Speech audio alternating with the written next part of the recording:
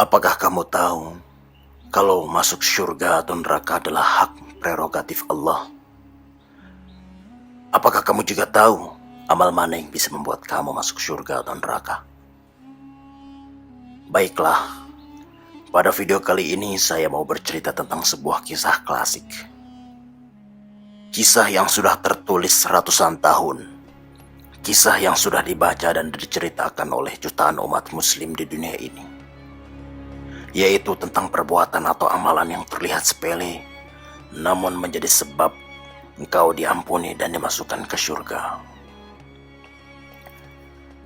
Cerita yang mau saya sampaikan ini sejalan dari sebuah hadis Rasulullah SAW, yaitu Ar-Rahimuna yarhamuhumur Rahman, irhamu man fil ardi yarhamukum man fis samai. Rasulullah SAW bersabda, orang-orang yang mengasihani akan dikasihi oleh Allah yang Maha Pengasih. Kasihilah para makhluk yang di bumi. Niscaya para makhluk di langit pun akan mengasihi kalian. Mari kita mulai kisahnya.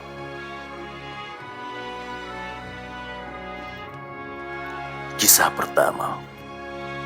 Suatu ketika, Sayyidina Umar sedang berjalan-jalan melewati jalan raya di kota. Di sana ia melihat anak kecil yang memegang burung pipit sambil memainkannya. Melihat hal demikian itu, Umar merasa kasihan dengan burung itu. Kemudian, ia pun membeli burung itu dari si anak kecil. Setelah terbeli, Umar pun melepaskannya. Beberapa waktu kemudian, Sayyidina Umar radhiyallahu anhu meninggal dunia. Banyak dari kalangan para ulama atau jumhurul ulama memimpikannya. Di dalam mimpi itu, mereka bertanya kepada Umar tentang kabarnya. Apa yang telah Allah perbuat kepadamu? Sayyidina Umar menjawab, Allah telah mengampuniku dan memaafkanku. Lalu, mengapa Allah mengampuni dan memaafkanmu? Apakah karena kedermawananmu, karena sifat adilmu, atau karena sifat zuhudmu? Tanya mereka. Umar menjawab, tidak. Tapi ketika kalian telah meletakkanku di dalam kuburan, kemudian menutupiku dengan tanah, dan meninggalkanku sendirian, datanglah dua malaikat yang menakutkan.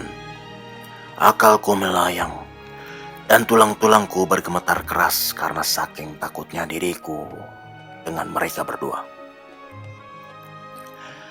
Kemudian dua malaikat itu memegangku dan mendudukkanku.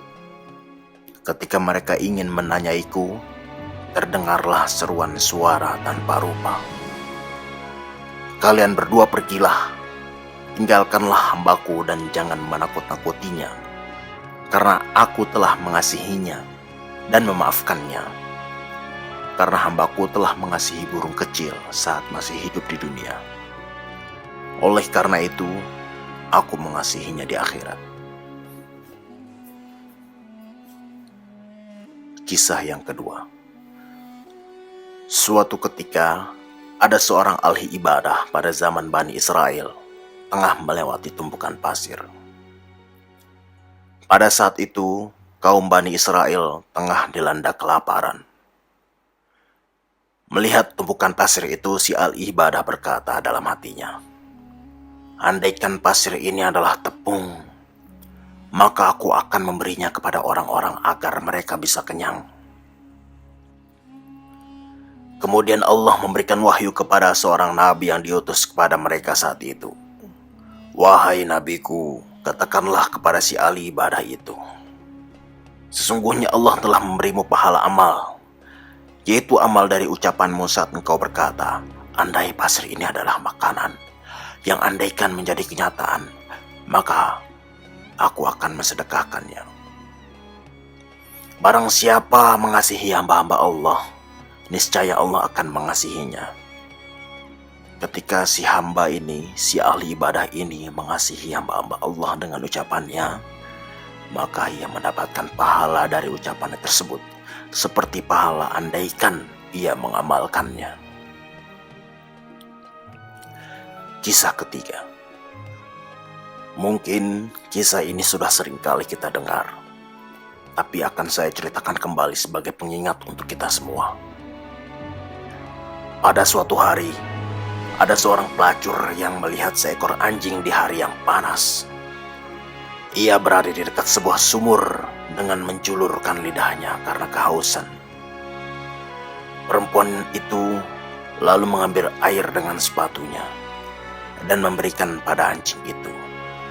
Lalu Allah Subhanahu wa Ta'ala mengampuni dosa-dosanya. Kisah yang keempat. Syekh Nawawi Al-Bantani bercerita di dalam kitabnya Durratun Nasihin bahwa dahulu kala ada seorang ulama bermimpi bertemu dengan Imam Al-Ghazali. Kemudian ia bertanya, "Bagaimana Allah memperlakukanmu?" Lalu Ghazali menjawab, "Allah bertanya kepadaku bekal apa yang telah disiapkan untuk menghadap Allah." Lalu Ghazali menjawab, "Sederet amal dan prestasinya saat ia berada di dunia. Tapi Allah menolak semua amal ibadah yang ia lakukan itu, kecuali satu hal amalan yang terlihat sepele, yaitu saat Ghazali sedang menulis kitab. Kemudian datang seekor lalat yang haus, lalu hinggap untuk meminum tintanya." Dan juga dalam kisah ini kita menjadi sadar bahwa kita tidak tahu amal mana yang menolong kita di akhirat nanti.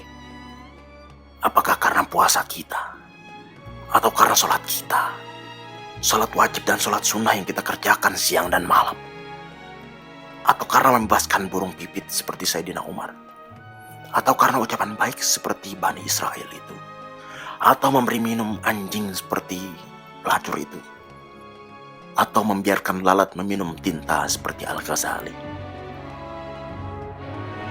Dari cerita di atas, kita sama-sama bisa menarik kesimpulan bahwa amalan atau perbuatan yang bisa membuat kita mendapat surga adalah amalan yang bernilai kasih sayang, amalan yang bernilai cinta ke sesama makhluknya.